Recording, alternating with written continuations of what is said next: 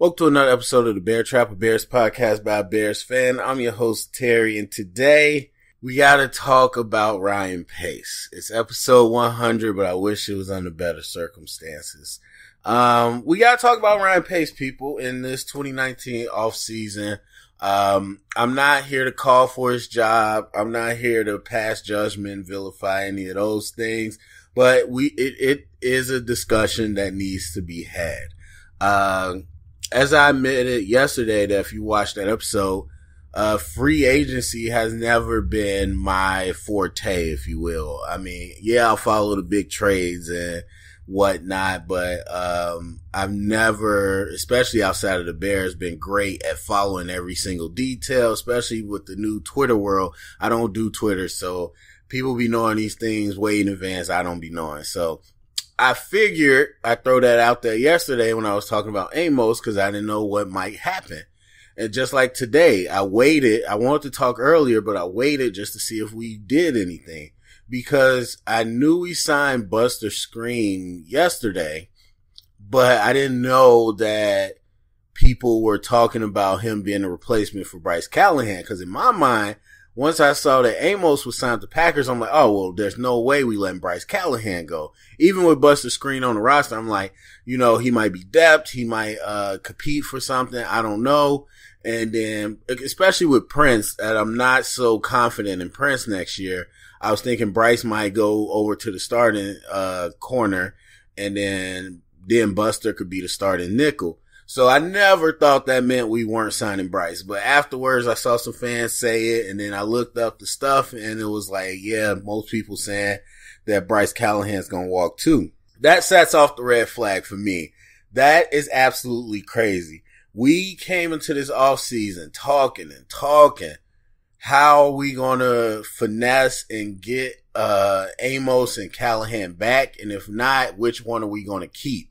There was zero scenario in my mind where we go into the free agency and don't keep either one and get nothing for either one.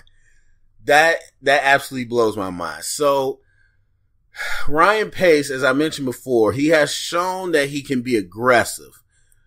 I have still yet to see that he can be creative when it comes to retaining the roster, especially. He can be aggressive in the draft. He can be aggressive going for a trade like Khalil Mack. We saw that going after the acquisitions, he can be aggressive, but he hasn't shown that he could be creative in retaining players or savvy at retaining players. And so, again, I don't know every single move off the top of my head, but the first red flag, as I talked about yesterday and we talked about before, was the whole Trubisky thing in the draft. And it was like, again, okay, aggressive, but we were all pretty sure that nobody was trying to take Trubisky from under us. And so everybody kept saying, you know, you could look at it one or two ways. You know, that's him, a GM going after his guy, make sure he got his guy. Fine, whatever. And so we give up some real capital to move up a few spots or to move up one spot and to get Mitch Trubisky. That was already the first one. And so fast forward, at least for me, you're talking about the whole Kyle Fuller situation. Now, hindsight's 2020. Kyle Fuller ended up tearing it up 2 times in a row. Cool. Absolutely cool. Or actually, he tore it up and then it was the situation. Then he tore it up this year even more. So cool. That's nice. I'm happy it worked out. But let's not act like it worked out because Ryan Pace had faith in it. Let's not forget, and it was the Green Bay Packers again that forced his hand. And we got into this debate last time when it happened. And I still don't care what other people say, or I care, but it hasn't changed my opinion. He got fleeced. He got absolutely fleeced. And everyone kept saying, oh, well, we got such a deal. We got such a bargain. If it was such a bargain, then why didn't we offer it to him before? And then on top of that, why didn't we just add the extra money on his franchise tender so that we would have never even been in that situation where if the Packers did do that to us, they would have had to give up a first round pick with a first round tender. because we were being cheap. But yet all of a sudden it's such a good deal that we signed Kyle Fuller to. You obviously weren't convinced. And I was not either. I'm not going to sit here and act like I was. I wasn't convinced that he could reproduce. And so at that point, there's just too many things you can do to keep Kyle Fuller or to at least get value for him. And you ended up being pushed into a contract by your rival. And so now we get here. And I will say last season, Allen Robinson, somebody that did not have all the juice coming into free agency because he was coming off injury. But we still made that deal happen. Being aggressive to go up and get Anthony Miller, who I absolutely adore. So of course you're not going to get nothing out of me. But really being aggressive to get those. And then of course Khalil Mack, we know what that is. So look, Matt Nagy did the heavy lifting. A lot of us could look at this year and be like, yo, man, we won. Good job, Ryan Pace. Matt Nagy and Vic Fangio, did the heavy lifting. It was pretty much the same defense that kind of cultivated.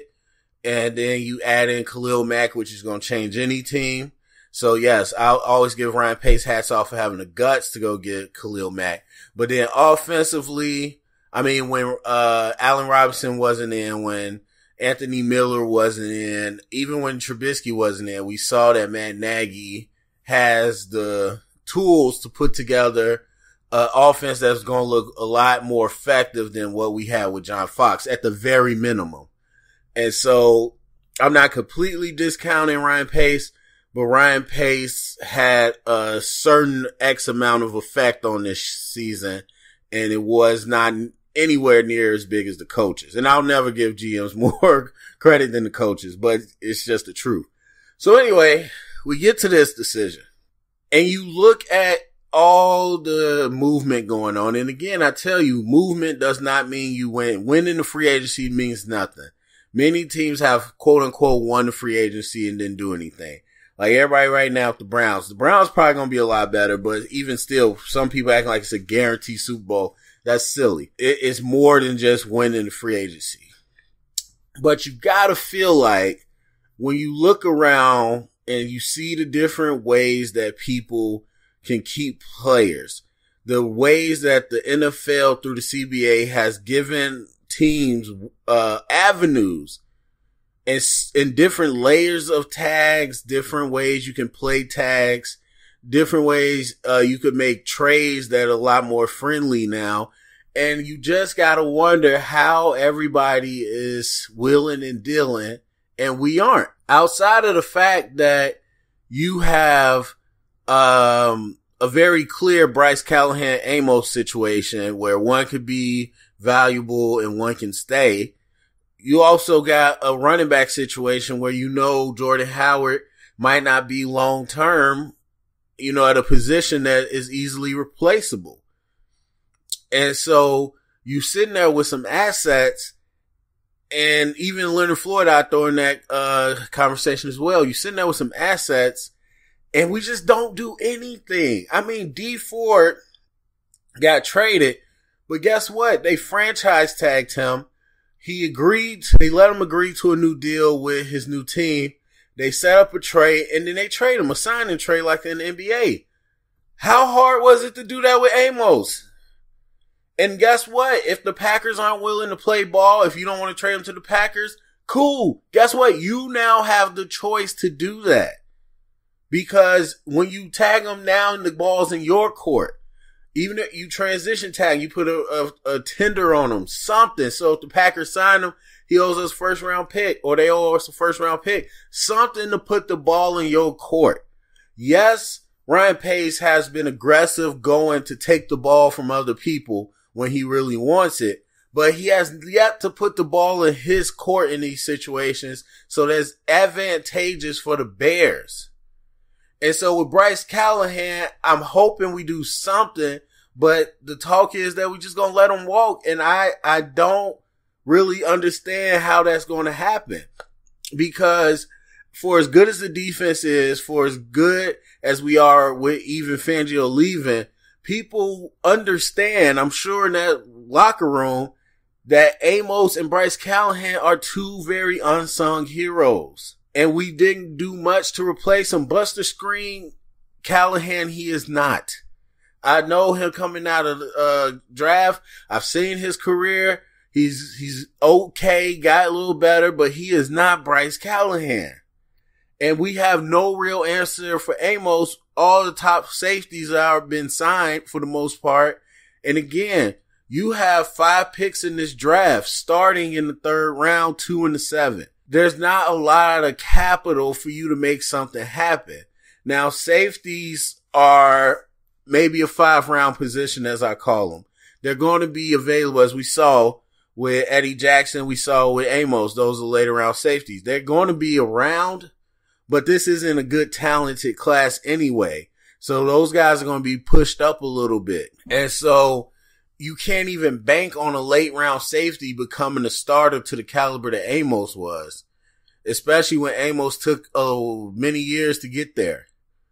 And so I just don't see the plan right now. And I've been wondering season after season about Ryan Pace's ability to be savvy in free agency and the draft and retaining players. And I see the aggression. I just don't see the savviness.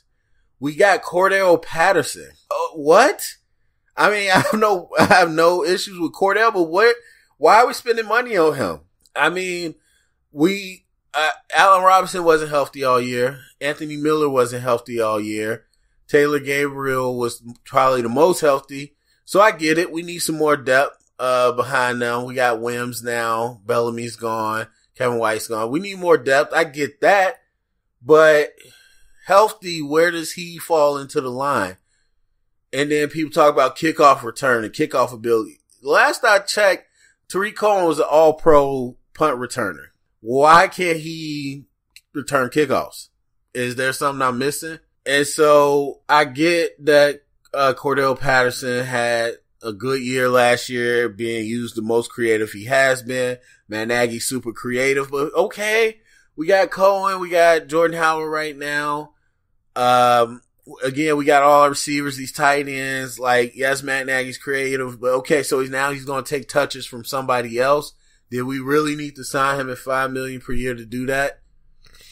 And again, it's nothing against him as a player. It's just, I think there were other priorities out there, especially at a position that is a dime a dozen, is a 7th-round position.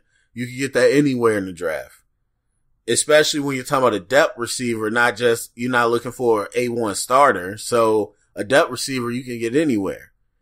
So I just don't understand what was that about. I already talked about Buster. Okay, he's the replacement for Callahan. Where's the replacement for Amos?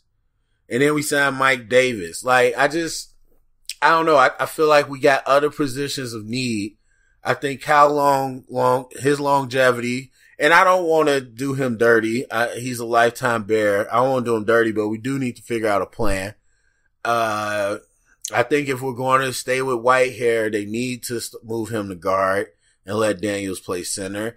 And then, of course, the right tackle position is always a question. So it frustrates me a little bit to see some of these savvy moves going on and wondering what it is that Ryan Pace is doing. I know some people are giving them the benefit of the doubt, saying he's got some up his sleeve, will be all right. Where are you basing that on? What are we basing it on in his history that he has something up his sleeve? I think he wanted the Mac deal early. It was a pipe dream, and then at the last hour it became a reality, and they asked for the world, and he was aggressive enough to get it. That's about it. I don't see anything else on his resume with us that gives me the hope that he's going to do something smart. So, anyway, Bears fans, what do you think about Ryan Pace's job this year? What about so far? I mean, you got to be able to separate the fact of how we went in the record and the playoffs and as a team with what he did with individual situations. What do you think about him this year so far in his career? about losing Amos and Callahan. And if you are one of those people that are like, hey, there's a plan, please tell me what that plan is so you would let the rest of us know. Go to the comment section, get the conversation started, share it around, thumbs up, subscribe, remember, stay up and bear down.